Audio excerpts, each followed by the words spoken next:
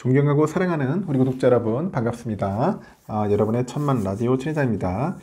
12월 6일 한번 또 달려볼까요? 12월 6일 아침 이른 시간부터 여러분들과 함께 소통하는 그런 천혜장이 여러분들 어떻습니까?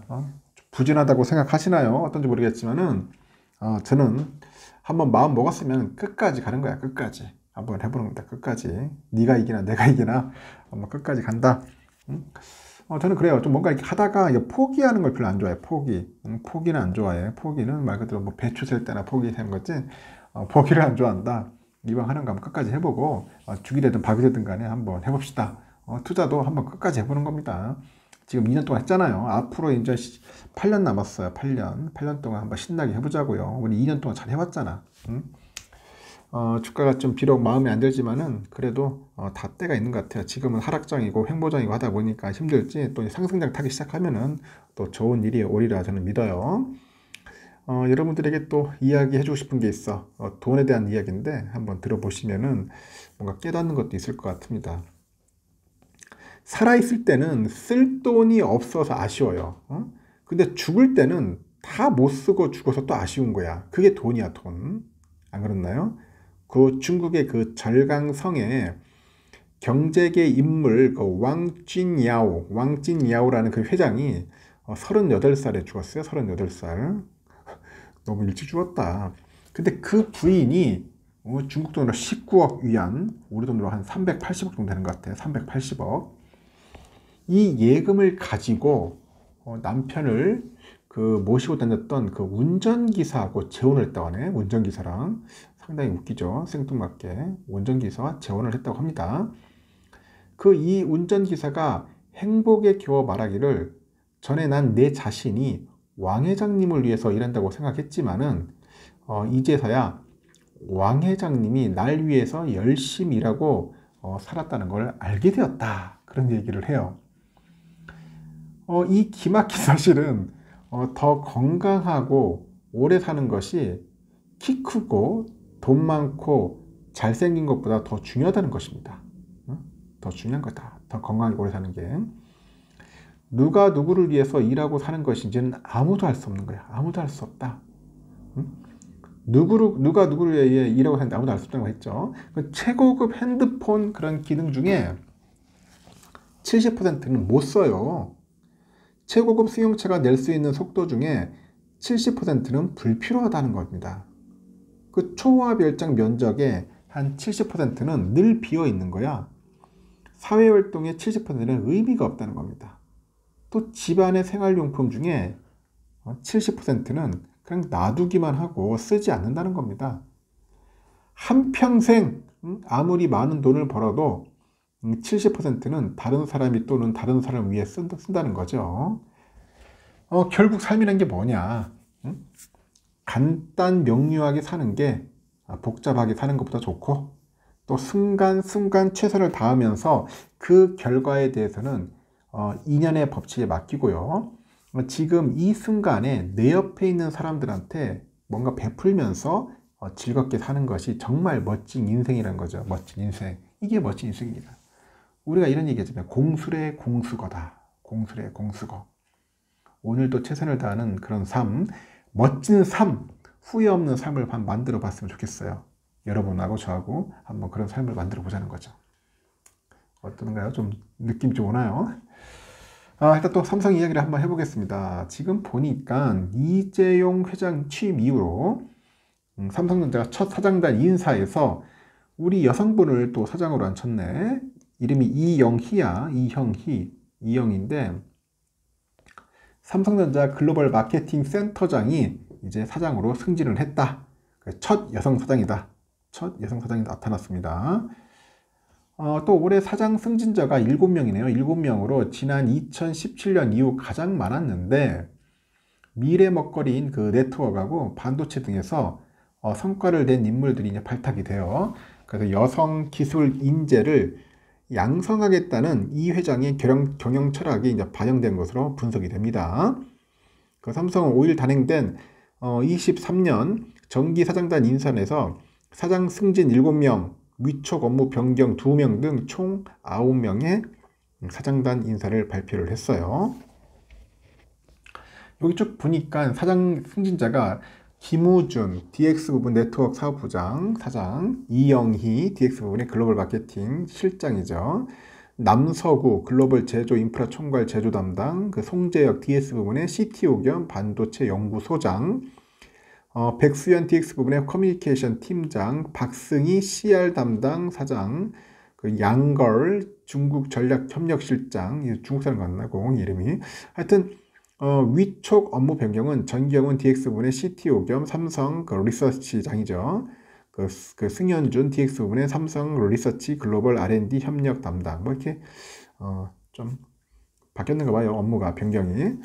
특히 여기 보니까 이 여성분 이영희 글로벌 마케팅 그 실장, 이 사장의 승진으로 삼성그룹 전체에서 총수 일가가 아닌 첫 여성 사장이 나타난 거예요. 첫 여성 사장. 이는 성별과 국적을 불문하고 인재를 양성하겠다는 그 이 회장의 인재 채용이죠. 철학이 반영된 것으로 풀이되는데, 또 올해 7명이 이제 사장으로 승진하고 이제 소폭으로 진행될 것이라는 예상을 깼어요. 2017년 말엔 7명 이후 가장 많은 승진자가 나왔다고 합니다. 이렇게 삼성전자 연도별 사장 승진자는 2015년 4명, 17년 7명, 18년 1명, 20년 4명, 20년 또 3명 해가지고 21년 3명 등 이렇게 해가지고 조금씩 나왔는데 이번에는 좀 많이 나왔어요. 다만 그 한종희 그 대표이사 부회장하고 경계연 대표이사 사장 등 그 기존 그 2명의 대표이사 체제는 그대로 유지했다. 그런 겁니다. 글로벌 경기 침체 등 대내외 불확실성을 감안해서 조직 안정에 무게를 둔 것으로 풀이되는데, 삼성 측은 이렇게 불확실한 대내외 환경에서 경영 안전을 도모하는 동시에 미래 준비를 위한 과감한 변화와 혁신을 통해서 고객 중심의 초인류 기업으로 도약할 수 있는 계기가 마련되기를 기대한다고 이렇게 밝힌 거예요. 재계에서는 기존의 투톱 체제를 유지하면서도 여성 CEO 발탁과 네트워크 사업 성장에 기여한 차세대 주자, 그리고 반도체 핵심 기술 개발을 이끈 기술 인재들을 대거 발탁을 해가지고 안정 속에서 셋이 나섰다, 그런 평가인데, 한편 지난 10월 사임한 이재승 전 생활가전사업부장의 그 공석은 유지되면서 향후 이제 정기 임원 인사와 조직 개편에서 그 후임 인사 윤곽이 드러날 것이다, 그렇게 예상을 하고 있네요. 그래서 삼성의 그 금융 계열사하고 건설 계열사 등은 이번 주 내에 사장단 인사를 발표할 것으로 현재 알려져 있다, 그렇게 보시면 될 것 같습니다. 하여튼 특이합니다. 이번에 여성분이 나왔기 때문에 앞으로 좀 잘 해주리라 한번 예상을 해봐요. 그리고 아주 재미있는 그런 또 폰이 나왔네요. 보니까 중국인데, 중국의 오포가 접어도 이제 3인치 화면이다. 3인치 화면. 폴더블 원조 삼성을 뭐 추격하겠다는 그런 야심찬 목표를 갖고 있는 것 같아. 중국 애들. 오포 파인드 N2 플립인 것 같은데요. 일단은 삼성전자가 현재 대중화를 이끌고 있어요. 폴더블 폰 분야에서는. 근데 후발주자 애들, 중국 애들이 잇따라 후속 모델을 선보이는데, 이 삼성의 추격전, 이 추격전에서 지금 불을 붙이고 있어. 중국 스마트폰 업체들이 갤럭시 Z 폴드와 같은 그 대화면 기반의 인폴딩이죠. 인폴딩 그 폴더블 폰에서 이어서 갤럭시 Z 플립과 비슷한 클램쉘형, 그 클램쉘형까지 영역을 확장하고 있다, 그런 이야기가 있어요. 이에 따라서 힌지 부분 주름을 줄이고, 힌지를 좀 줄이고, 그 커버 디스플레이를 약간 대폭 확장한 제품이 차세대 폴더블 폰이 주력으로 떠오를 전망이다, 뭐 그런 이야기도 합니다. 그래서 5일 관련 업계에 따르니까 오포는 두 번째 폴더블 폰 오포 파인드 N2하고 오포 파인드 N2 플립을 이달 중 공개할 예정이라고 해요. 그 파인드 N2는 갤럭시 Z 폴드랑 약간 비슷한 인폴딩형 폴더블이냐, 인폴딩형 폴더블 폰인데, 그 마인드 N2는 갤럭시 Z 플립과 비슷한 클램쉘형 그런 폴더블이라고 합니다. 눈길을 끄는 건 뭐냐? 그 오포가 처음 출시하는 그 클램쉘형 폴더블 폰, 그 파인드 N 그 플립이죠. 파인드 N 플립인데, 이 트위터나 SNS에 유출된 해당 제품의 실물 이미지는 그 눈에 띄지 않는 힌지 주름, 그리고 뭐 3인치대 커버 디스플레이가 좀 약간 독특하다, 그런 모습을 담고 있다. 그렇게 보시면 될 것 같아요. 주요 그 외신 그 IT 매체에 따르니까 그 파인드 앤 플립의 커버 디스플레이가 3.26인치라네. 3.26. 그리고 이는 갤럭시 Z 플립 4보다 한 1.4인치 정도 뭐 더 크다는 건 거겠죠. 그 모토로라 레이저 3가 있는데 이거는 2.7인치거든요. 이것보다도 좀 크다. 0.6인치나 크다. 뭐 그런 이야기를 하고 있습니다. 특히 오포는 이번 폴더블 폰으로 미국과 유럽 등 글로벌 시장 출시를 좀 가늠하고 있다고 합니다. 그래서 글로벌 폴더블 폰 경쟁도 뭔가 한층 뜨거워지지 않겠냐, 뭐 그렇게 보고 있고, 지금까지 뭐 모토로라나 화웨이나 TCL 등 중국의 기업들은 주로 이제 자국 시장 위주로 폴더블 폰 출시를 했는데, 이제는 글로벌 시장에서도 이제 소극적인 이제 모습을 보였으니까 앞으로 좀 나오지 않겠나, 그렇게 예상이 돼요. 일단 갤럭시 Z3를 통해서 이제 폴더블 폰 대중화 초석을 이제 가하겠죠. 갤럭시 Z 플립 4로는 이제 대중화에 박차를 가하는 우리 삼성전자도 내년에 커버 디스플레이를 대폭 확장하는 등 이제 뭔가 승부수를 던질 것 같아. 뭔가 변화를 줄 것 같아요.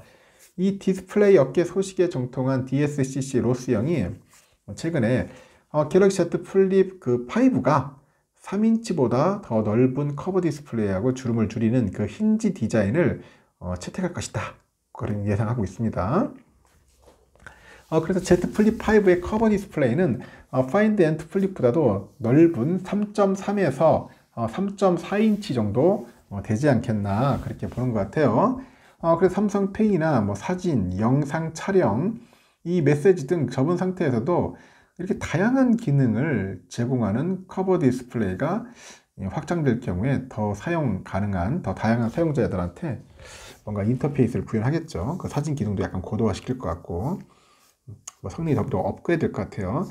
다만 삼성전자가 지금까지 호평을 받은 갤럭시 Z 플립 3나 4의 그 외관 디자인을 유지하거나 변경할지에 대해서는 아직 알려진 바는 따로 없어요. 올해 삼성은 그 갤럭시 Z 플립 4 커버 디스플레이 크기를 전작과 같이 유지를 하고 힌지 부분을 경량화하는 등 큰 변화보다는 전작의 그 갤럭시 Z 플립 3의 장점을 극대화하는 전략을 했어요. 극대화. 그런 전략을 취했고 두 세대에 걸쳐서 이제 폴더블 폰 경착륙이죠. 경착륙을 이끈 만큼 내년에는 새로운 이제 폴더블 폰에서 큰 변화를 추진하는 전략으로 가지 않겠나 그렇게 봅니다. 중국 애들이 이렇게 치고 올라와야 돼. 그래야지 또 삼성도 이걸 발판으로 삼고 더 업그레이드 시키겠죠. 가만히 있으면은 도태돼. 뭐든지 누가 경쟁자가 있어야 돼. 경쟁자. 근데 이 후발 경쟁자가 중국 애들인 거지. 중국 애들 참 잘 베끼죠. 보면은 잘 베끼고 카피도 잘하는데 하여튼 중국도 참 대단한 나라예요. 이런 거 보면은 하여튼 대단한 나라입니다. 앞으로 재미있는 일들이 좀 많이 펼쳐질 것 같고요. 아주 흥미로운 인물입니다. 이분 보니까 원래 60세가 넘으면은 대부분 뭐 퇴출이라고 할지 모르겠지만은 거의 이제 나가는 게 업계의 정설인데 삼성에서는 오히려 뭐 삼성에서 보니까 사장으로 승진한 분이 있어요. 이분이 사진 속에 있는 분인데 이름이 양걸이에요. 양걸 신임 삼성전자 중국 전략협력실장. 하여튼 60세 이상 임원은 2선으로 물러난다는 게 이른바 60세 룰을 깼다. 이분이 그런 이야기를 합니다. 그 삼성은 양걸 그 중국 전략협력실의 부사장을 중국 전략협력실장의 사장으로 이제 5일 선임을 했어요. 선임을 했고 이번 인사 중 유일하게 지역 관련 업무를 하는 인사예요. 양 사장은 다양한 해외 판매 법인을 경험한 반도체 영업 마케팅 전문가라고 합니다. 그 중국의 총괄과 중국 전략협력실 부실장을 역임을 했고 그 반도체 등의 중국 내 시장 확대에 기여했다. 그런 평가를 받았습니다. 알고 보니까 나이는 62년생이에요. 올해 60세이면서 사장으로 승진했고 7명의 그 승진 임원 중 가장 나이가 많다는 거죠. 나이가 많다. 특히 삼성전자가 세대교체에 방점을 둔 인사를 단행할 경우에 주요 특징이었던 60세 룰이 적용되지 않아서 양 사장 승진에 더욱 이목이 쏠려요. 이목이 쏠리는데 60세 룰은 만 60세 이상의 고위 임원들이 일선에서 물러나고 60세 미만의 40대, 50대 사장이 승진하는 구조를 뜻합니다. 이건희 선대장이 삼성을 이끌던 때부터 인사 그 세대 교체 원칙처럼 반영이 된 것 같아. 하지만 양 사장이 60세에서 부사장에서 사장으로 승진하면서 예외를 만들게 됐다. 그런 예외를 만들게 됐다. 이 부산에서 정치 외교학을 전공했네요. 서강대에서 국제관계학 석사 학위를 받은 양 사장은 1989년 입사한 이래로 삼성전자 반도체에서 판매 업무를 담당했네요. 이건 중국 사람이 아니었어요. 한국 사람이었어요. 하여튼 89년도 입사를 했다. 오래됐네요. 입사한 지가. 그 이후에 이제 2006년부터 메모리 사업부 전략 마케팅 팀에 근무를 했고 2010년부터는 중국 총괄 관련 그 지역 사업과 이제 인연을 맺겠죠. 2018년부터 삼성 반도체 사업의 중국 총괄 영업을 맡아오다가 지난해 12월부터 최근까지 1년간 삼성전자의 중국 협력 업무를 이제 맡아오는 것 같습니다. 삼성이 양 신임 사장을 선임한 데는 점차 어려워지는 중국 시장에 대응하기 위한 것이다. 그런 이야기가 있는데 올해 상반기에 삼성전자의 그 중국 내 매출 비중은 하락을 했습니다. 하락을 했고 신종 코로나 바이러스 감염증 재확산에 따른 중국의 주요 동시 봉쇄 조치로 약간 부품 조달하고 제품 생산에 차질이 빚어지고요. 중국 내 IT 수요가 둔화된 탓이라고 있죠. 그래서 미국 등 다른 지역에서 매출을 끌어올리면서 중국 부진을 많이 했지만은 이 중국 경제가 여전히 그 봉쇄 후유증에서 벗어나지 못하고 있어. 그래서 하반기 중국 매출 전망도 불투명하다 그런 평가가 있습니다. 일단 삼성의 그 중국 내 반도체 그 생산과 판매 범위의 실적도 뒷걸음치고 있어요. 이렇게 반도체와 디스플레이 판매를 하는 상하이 법인의 상반기 매출이 1조 3,050억인데 작년 상반기보다 13.6% 줄었고 또 이 기간의 순이익도 한 1,750억에서 한 1,383억 원으로 21% 감소를 했어요. 10년 전 20%였던 삼성의 중국 스마트폰 시장 점유율은 거의 막 빵이다 빵 0%다. 참 힘듭니다. 힘들어. 이렇게 삼성의 스마트폰과 가전은 중국의 그 내수 위주 정책과 국산품 애용분화 확산 그리고 중국의 자체 기술 경쟁력 강화 등으로 인해서 뭔가 중국 시장에서 경쟁력을 점차 잃어가고 있어요. 그래서 서로 알게 된 사람들끼리 관계를 맺는 걸 중시하는 중국인들의 그 성향상 이 어려워진 해당 시장에 믿고 맡길 인물이 네트워크가 풍부한 양 사장일 수밖에 없다. 뭐 그런 부석이 있는 것 같습니다. 그래서 이분한테 그래서 맡기는 것 같습니다. 그래서 이제 양 사장이 승진 후에 중국 전략 협력실장으로 이제 중국의 네트워크 비즈니스 안목을 바탕으로 해가지고 그 원활한 협력과 지원을 이끌어낼 것으로 예상이 된다. 그렇게 보는 것 같아요. 이분한테 뭔가 좀 희망을 한번 걸어보는 것 같습니다. 앞으로 잘하실 것 같아요. 연륜이 있으니까 뭔가 뛰어나지 않겠나 하는 생각이 듭니다. 그리고 최근에 보니까 미국과 중국 간의 그 갈등 때문에 현재 반도체하고 그 전기전자 업종의 그 지각 변동이 좀 예상이 되죠. 그 삼성전자 등 그 주요 그 상장 기업의 주가 향방을 결정할 그 정치적 이슈가 나타나다 보니까 주요 수급 그 주체들의 눈치 싸움, 이게 눈치 싸움이 상당히 격화되는 것 같아요. 눈치 싸움. 우리 어제 봤죠? 어제 그 한국거래에서 보니까 삼성전자 코스피죠. 코스피 시장에서 전 거래일 대비 0.17% 소폭 빠졌어요. 63,300원. 거래를 마쳤는데 지난 2일에는 3% 넘게 떨어졌잖아. 쭉 빠졌어. 깜짝 놀랐어요. 11월 국내 수출입 지표에서 이 반도체 수출이 전년 동기 대비 한 30% 정도 가까이 감소한 영향으로 풀이되는 것 같아요. 수출이 제대로 안 된다. 힘들다. 그러다 보니까 주가가 슉 빠지는 거야. 하이닉스도 이날 1.1% 하락을 해서 81,000원에 장을 마감을 했습니다. 이달 들어서 벌써 3거래일 연속 하락세입니다. 증시 전문가들은 반도체 업종의 그 수요 부진이 예상보다 심화될 거다. 그리고 회복되는 시기도 지연되지 않겠냐 그렇게 보는데 다만 중국에 대한 미국의 견제로 반도체 업종에서 중국 시장의 비중이 축소돼서 뭔가 기회 요인이 될 수 있다는 주장도 있어요. 그 미국이 이제 반도체 그 산업 지원법과 인플레이션 감소법이죠. IRA 등으로 인해서 자국 내 투자를 유도하고 있고 중국 제품 사용을 제한하고 있기 때문입니다. 그래서 미국 그 법안은 한국 반도체와 2차 전지 산업에 많은 영향을 미치고 있는데 중국도 이제 미국 제품에 관세를 부과하고 있으나 상대적으로 영향력은 미미하다 설명을 하고 있고, 이 투자 심리 개선을 위해서는 그 삼성전자의 6만 원대 사수 여부가 관건이에요. 그 투자자들의 그 움직임은 혼조세인데, 그 개인은 지난 2일 삼성전자 주가가 크게 내렸을 때 2,700억 원어치 넘게 사들였어.